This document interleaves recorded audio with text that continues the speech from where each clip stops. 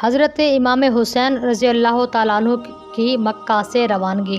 جب حضرت مسلم رضی اللہ عنہ کا خط آپ کو بلانے کے لیے پہنچا تو آپ نے سفر کی تیاری کی۔ مکے والوں نے آپ کو روکا اور کہا کہ حضرت اللہ تعالیٰ دنیا کی حکومت اور دینی ولایت کبھی جمع نہ کرے گا۔ کوفے کے لوگ دغا باز ہیں، اگر آپ وہاں جانے میں دین کی خدمت سمجھتے ہیں تو جائیے، مگر بال بچوں کو ساتھ نہ لے جائیے۔ نہ معلوم کہ کیا واقعہ پیش آیا۔ آپ نے فرمایا، یہ مجھ سے نہیں ہو سکتا کہ بال بچے میرے دم کے ساتھ ہیں۔ مسلم مجھے بلا رہے ہیں، غرض کسی کی بھی نصیحت کام نہ آئی۔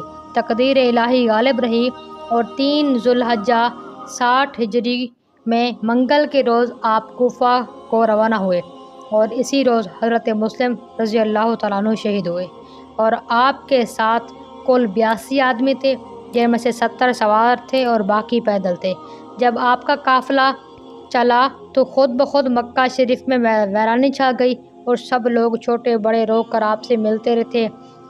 کسی کو کیا خبر تھی کہ شہزادہ کونین حضرت فاطمہ الزہرا رضی اللہ تعالیٰ عنہ کا نور عین حضرت امام حسین ہم سے ہمیشہ کے لیے جدا ہو رہے ہیں۔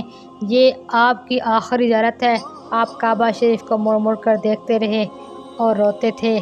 لکھا ہے کہ آپ کوفہ کو چلے جا رہے تھے، راستے میں فرزوق شاعر ملا۔ آپ نے پوچھا کہ اے فرزوق، تم کو کچھ کوفے کا حال بھی معلوم ہے؟ اس نے کہا، اے فرزند رسول صلی اللہ علیہ وسلم، کوفیوں نے دغا کی ہے، مسلم کا ساتھ چھوڑ دیا ہے اور ان کو ان کے بچوں کو شہید کر دیا ہے۔ آپ یہ خبر وحشت سن کر تڑپ اٹھ گئے۔ کوفیوں کی بے وفائی سے چاہا کہ میں واپس ہی چلے جاؤں۔ حضرت امام مسلم کے جو بھائی تھے حضرت حسین کے ساتھ، انہوں نے کہا، بھائی جان، اب ہم بھی زندہ رہ کر کیا کریں گے؟ خود مر جائیں گے یا مسلم کا بدلہ لیں گے؟ حضرت حسین رضی اللہ تعالیٰ عنہ نے فرمایا، جب تم سب ہی مر جاؤ گے تو زندگی بیکار ہے، چلو جو تمہارا حال ہے وہی ہمارا حال ہے۔ پھر وہاں سے کوفہ کو روانہ ہوئے۔ ہر کا فوج لے کر آنا۔ ابن زیاد کو خفیہ پولیس نے خبر دی کہ آج امام حسین فلاں جگہ پر پہنچ گئے۔ یہ خبر سن کر ابن زیاد نے حر بن یزید ریاحی کو 1000 فوجیوں کے ساتھ حکم دیا کہ حسین کو پکڑ لاؤ۔ آپ مقام ہرات پر تھے جو کوفہ سے 25 میل تھا۔ ہر فوج لے کر پہنچ گئے۔ ہر نے آپ کی بڑی تعظیم کی اور کہا کہ ابن زیاد نے مجھ کو حکم دیا ہے کہ آپ کو گرفتار کروں، مگر آپ کی بے ادبی سے ڈرتا ہوں۔ آپ نے فرمایا کہ تم لوگوں نے بہت سے خط بھیج کر مجھ کو بلایا ہے۔ ہر نے کہا کہ حضرت، مجھے خطوں کا حال معلوم نہیں۔ یہی بات ہو رہی تھی کہ ایک اونٹنی سوار ابن زیاد کا آ پہنچا اور ایک خط اس نے ہر کو دیا۔ اس میں لکھا تھا کہ جس جگہ یہ حکم نامہ ہر کو ملے، حسین رضی اللہ عنہ کو وہیں روک لے، اور میں مدد کے لیے ایک بہت بڑا لشکر بھیج رہا ہوں۔ ہر نے وہ خط آپ کو دکھایا اور کہا کہ حضرت، بہتر یہ ہے کہ آج رات آپ کو یہاں سے آپ چلے جائیں، میری طرف سے کوئی روک ٹوک نہ ہوگی اور مجھ پر جو گزرے گی سو گزرے گی۔ حسین رضی اللہ تعالیٰ عنہ نے ان کی بات سنی۔ سفر کرتے رہے، ایک جگہ پہ پہنچے جہاں پر کافی ویرانی معلوم ہو رہی تھی۔ رات بھر سفر کرتے کرتے صبح جب ہوئی تو زمین کربلا میں وہ موجود تھے۔ وہاں پر جا کر یہ بہک گئے، پتہ نہیں یہ کون سی جگہ ہے کہ نہ راستے صحیح معلوم ہوتے ہیں، کچھ بھی معلوم نہیں ہو رہا، کوئی تدبیر بھی یہاں پر نہیں چل رہی، کیا ماجرا ہے۔ اونٹوں کو ہانکتے تھے، اونٹ آگے ایک قدم بھی نہ رکھتے تھے، مار مار کے اونٹوں کو زخمی کیا، لیکن اونٹ مجال جو آگے جانے کا نام لیں وہ وہیں پر ٹھہر گئے۔ اتنے میں ساتھ قریب درختوں سے اگر کوئی لکڑی توڑی تو وہاں سے بھی ان سے خون نکلا بہتا ہوا، اگر نیچے سے کوئی پتھر اٹھاتے تو اس پتھر سے بھی خون آتا تھا۔ جب حضرت حسین نے یہ عجیب عجیب باتیں دیکھی تو لوگوں سے پوچھا کہ اس زمین کا نام کیا ہے؟ کہا گیا ہے کہ اس زمین کو کربلا کہتے ہیں۔ حضرت حسین نے فرمایا، یہ تو میری شہادت کی جگہ ہے، میں اللہ کے حکم پر راضی ہوں۔ سن 61 محرم الحرام کی 2 تاریخ کو آپ نے دریائے فرات پر قیام کیا۔ جب حضرت زینب اور کلثوم نے فرمایا کہ بھائی جان، یہ جنگل بڑا خوفناک ہے، دل اڑے جا رہے ہیں، کسی اور جگہ چلیے، آپ نے فرمایا بہنوں یہ صبر کا مقام ہے، کربلا اس جنگل کا نام ہے، اسی جگہ میری شہادت کا انتظام ہے اور ہم سب کا امتحان ہے۔ لکھا ہے کہ اس جنگل کے تمام کانٹے والے موذی جانوروں نے قسم کھائی کہ ہم میں سے کوئی ان خدا کے پیاروں کو تکلیف نہ دے۔ کربلا کے میدان میں ابن زیاد نے حضرت امام حسین کو ایک خط بھیجا کہ آپ یزید کو خلیفہ مان لیں اور اس کی بیعت کر لیں ورنہ لڑائی کے لیے تیار ہو جائیں۔ آپ نے خط پڑھ کر زمین پر پھینک دیا، فرمایا میرے پاس اس کا کوئی جواب نہیں ہے۔ ابن زیاد اس خبر کو سن کر غصے میں بھر گیا اور عمر بن سعد کو تمام لشکر کا افسر بنانا چاہا اور اس کو کہا کہ تیری مرضی ہے، تو اگر اس جنگ کا افسر بنتا ہے، جرنیل بنتا ہے تو تجھے عزت، عہدے، حکومت سب کچھ دیں گے، اگر نہیں چاہتا تو تجھے اس مرتبے سے برخاست کر دیا جائے گا، تجھ سے عہدہ چھین لیا جائے گا۔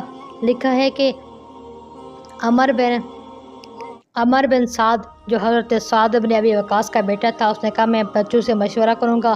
اس کے بیوی بچوں نے اس کو خوب روکا، لیکن اس کے اوپر بھی بڑا جنون تھا عہدے داری کا، لہٰذا اس نے کہا ٹھیک ہے، میں حسین کے مقابلے کے لیے لشکر کا امیر بننے کے لیے تیار ہوں۔ اس کے ہمراہ ابن زیاد نے 22,000 سوار اور پیادے بھیجے کہ جاؤ جا کے حسین سے جنگ کرو۔ حضرت حسین رضی اللہ تعالیٰ عنہ تو دریائے فرات کے قریب قیام کر کے ٹھہرے ہوئے تھے۔ عمر بن سعد نے محرم کی 7ویں تاریخ کو دریا کے آگے اور حضرت امام حسین کے خیمہ کے سامنے یعنی درمیان میں اپنا لشکر ڈال دیا اور دریا پر قبضہ جما لیا اور فوجیوں کو حکم دیا کہ اولاد رسول کو ایک بوند پانی بھی نہ دیا جائے، اگر ان کو پانی پہنچ گیا تو یہ ہم کو زندہ نہ چھوڑیں گے۔ اس وقت اولاد رسول کا پیاس کی تیزی سے یہ حال تھا کہ ہر ایک بڑا چھوٹا پیاس پیاس پکارنے لگا اور بچوں کی چیخیں نکل گئی۔ حضرت امام حسین رضی اللہ تعالیٰ عنہ نے بچوں کی بے چینی دیکھ کر اپنے سوتیلے بھائی حضرت عباس کو دریا پر پانی لینے بھیجا۔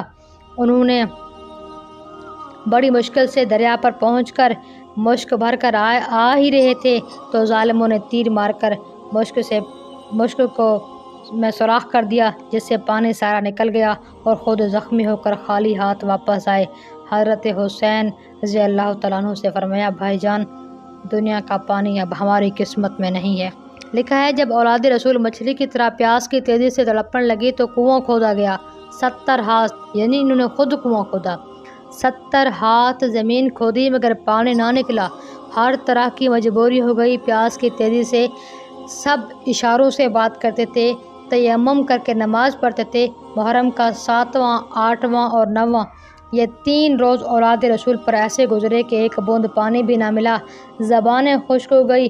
اس وقت حضرت امام حسین رضی اللہ تعالیٰ عنہ نے فرمایا میرے پیارو صبر کرو، صبر خوب ہے، اللہ کو محبوب ہے، صبر کرنے والوں پر اللہ کی رحمتیں برستی ہیں، جنت صبر کرنے والوں کی عاشق ہے۔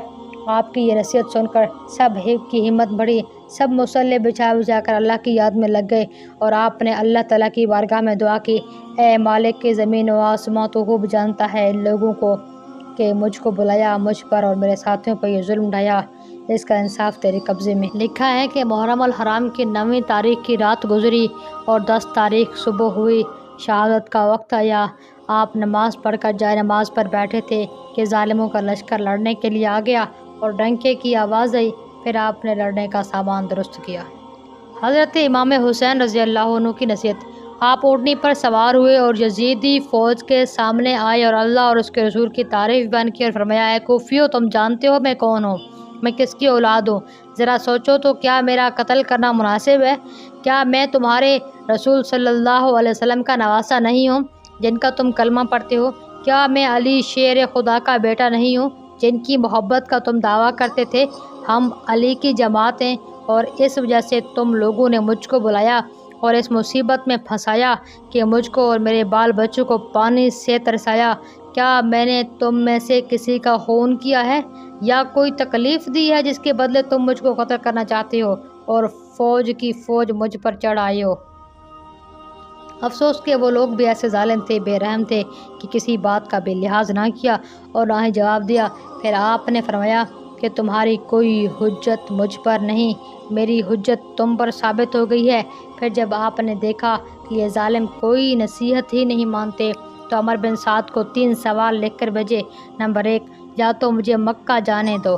نمبر 2، اگر یہ پسند نہیں کرتے تو میں کسی اور ملک چلا جاؤں گا۔ اگر یہ بھی نہیں تو مجھے یزید کے پاس بھیج دو، وہ جو چاہے میرے ساتھ کرے۔ ابن سعد نے جواب دیا کہ میں ابن زیاد سے پوچھ کر بتاتا ہوں، وہ جو کہے گا اس پر عمل کروں گا۔ سوال بھیجے گئے۔ ابن زیاد نے جواب دیا، اے ابن سعد، خبردار، ہم نے تم کو لڑائی کے لیے بھیجا ہے یا صلح کرنے کے لیے؟ جب وہ یزید کی بیعت نہیں کرتے تو سوائے لڑائی کے اور کیا ہے؟ ان کی بات نہ سن۔ اگر اس حکم میں دیر کی تو تجھ کو حکومت سے الگ کر دوں گا۔ ابن سعد نے آپ کو یہ حکم سنا دیا، یا تو بیعت کرو ورنہ لڑائی تیار ہے۔ پھر آپ نے اپنے ساتھیوں سے فرمایا، خیموں کے چاروں طرف خندق بناؤ اور اس میں آگ جلا دو کہ کوئی ظالم خیمے میں نہ جاوے۔ اور آپ گھوڑے پر سوار ہوئے اور اپنے فدائیوں کی صف درست کی اور فرمایا کہ تم لڑنے میں پہل نہ کرنا جب تک کہ کوئی آدمی دشمن کی فوج سے لڑنے نہ آئے، تبھی لڑائی کرنا۔ لکھا ہے کہ پھر یزیدی لوگوں نے یہ کیا کہ ایک حسینی آدمی کے مقابلے میں کئی ظالم آنے لگے، اور ڈر کی وجہ سے کوئی پاس نہ آتا تھا بلکہ دور سے تیر مارتے تھے، اور حسینی مجاہد کے سامنے جو آتا تھا اس کو کتے کی طرح مار لیتے تھے۔ یہ حسینی مجاہد عالم غیب میں اپنا مکان جنت میں دیکھتے اور اس کے شوق میں قدم آگے بڑھاتے۔ 3 دن کی بھوک پیاس ان کو تباہ کر کے رکھا تھا، لیکن پھر بھی ایک مجاہد 50 اور 100 ظالموں کو قتل کرتا اور پھر شہید ہوتا تھا۔ لکھا ہے کہ جب بھی کوئی ظالم لڑنے آتا تھا تو حضرت امام حسین مردانگی اور شہادت کے جوش و شوق میں خود لڑنے کا ارادہ فرماتے تھے، مگر آپ کے فدائی آپ کو نہ جانے دیتے تھے اور کہتے تھے، اے امام عالی مقام، جب تک ہم میں سے کوئی بھی زندہ ہے آپ لڑائی کے میدان میں نہ جائیں۔ حضرت امام حسین رضی اللہ تعالیٰ عنہ کا نعرہ۔ لکھا ہے کہ جب آپ کے 50 فدائی شہید ہو گئے اور بھائی بھتیجے بھانجے باقی رہ گئے تو آپ کو خیال ہوا کہ اس وقت خدا کے قہر کی آگ دشمن کے لشکر میں بھڑک رہی ہے، ایسا نہ ہو کہ اس قہر میں کوئی میرا چاہنے والا اور خدا سے ڈرنے والا نہ پھنس جائے اور میرے پاس تک نہ پہنچ سکے۔ اس خیال میں آپ نے ایک نعرہ اللہ اکبر کا بڑی زور سے مارا اور فرمایا، کوئی ہے خدا سے ڈرنے والا کہ ہماری مدد کرے؟ جب آپ نے یہ نعرہ مارا تو خدا کی ہدایت سے حضرت حرب بن یزید ریاحی، جو سب سے پہلے فوج لے کر آئے تھے، گھوڑا دوڑا کر دشمن کی فوج سے نکل کر آئے۔ حضرت حرب کا بیٹا اور بھائی اور غلام بھی آ گئے اور آپ کا ہاتھ چوم کر حضرت حرب نے کہا، یا حضرت، خدا نے ہم کو دوزخیوں کی جماعت سے نکال دیا ہے، ہم چاہتے ہیں کہ اپنی جان کو آپ پر قربان کر دیں اور شہادت کا درجہ پائیں۔ آپ نے ان سب کو چھاتی سے لگایا اور حضرت حرب نے لڑائی کی اجازت مانگی۔ آپ نے فرمایا، بھائی تم مہمان ہو، میں دل نہیں چاہتا کہ تم کو تکلیف میں ڈالوں۔ آخر حضرت حرب نے اجازت لے لی اور لڑائی کے میدان میں آئے اور بہت سے دشمنوں کو قتل کر کے آئے، اور حضرت حرب شہید ہو گئے۔ ان کے بعد ان کا بھائی بیٹا اور غلام بہت سے دشمنوں کو قتل کر کے جنت کو روانہ ہوئے۔ دنیا میں اور آخرت میں حضرت امام حسین کے عاشقوں میں نام لکھوا گئے۔